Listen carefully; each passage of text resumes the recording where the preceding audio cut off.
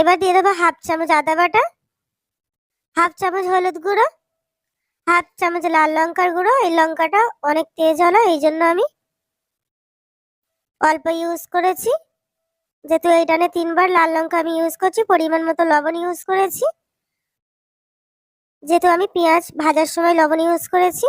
এইবার দিয়ে দিলাম টক দই, কাজু, টমেটো আমি পেস্ট করে রেখেছিলাম। সে মশলাটা দিয়ে ভালো করে সময় ধরে মশলাটা আমি কষিয়ে নেবো। কষানোর কাজটা কিন্তু খুব ধীরে সুস্থে করতে হবে। প্রত্যেকবারে মশলা শুকিয়ে গেলে অল্প অল্প পানি দিয়ে বা জল দিয়ে মশলাটা আবার আমি সময় ধরে ধরে কষিয়ে নেব। এইরকম আমি 2-3বার করছি, সেটা মাত্র আমি একবার দেখাচ্ছি।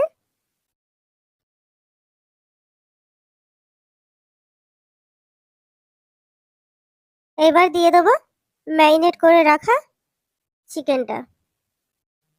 চিকেনটা দিয়ে মশলার সঙ্গে আমি একটু জল দিয়ে দিলাম। যে পাত্রে চিকেনটা ম্যারিনেট করে রেখেছিলাম সেই পাত্রটা ধুয়ে একটু জল দিয়ে দিলাম। এবার সময় ধরে মশলার সঙ্গে চিকেনটা 5 থেকে 6 মিনিট কষাবো।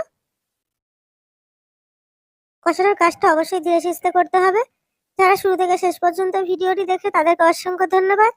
আর যারা আমার নতুন বন্ধু আমার ভিডিওটি দেখবে তাদেরকে রিকোয়েস্ট করব আমার চ্যানেলটি সাবস্ক্রাইব করে পাশে থাকার অনুরোধ করছি। এই পর্যায়ে দিয়ে দেবো হাফ চামচ ধনে গুঁড়ো, হাফ চামচ জিরে গুঁড়ো। আবারও আমি 1 থেকে 2 মিনিটের জন্য কষিয়ে নেব।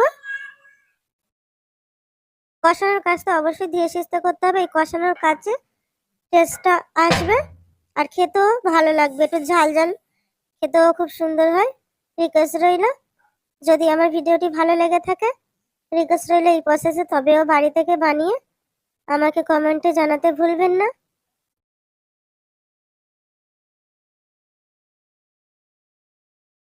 তোমরা চাও তো এখানটা একটু চার মগজও পেস্ট করে দিতে পারো। এবার দিয়ে দেবো গরম জল। এখানে গরম জলটা ইউজ করার চেষ্টা করবে, তবে টেস্টটা খুব ভালো থাকবে। খুব বেশি জল এখানে আমি ইউজ করব না, যদিও গ্রেভি মাখা মাখা টাইপের হবে।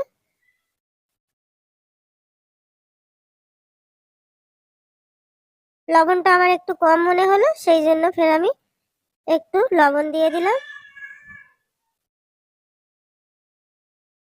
এবার ঢাকা দিয়ে আমি কুক করে নেবো যতক্ষণ না পর্যন্ত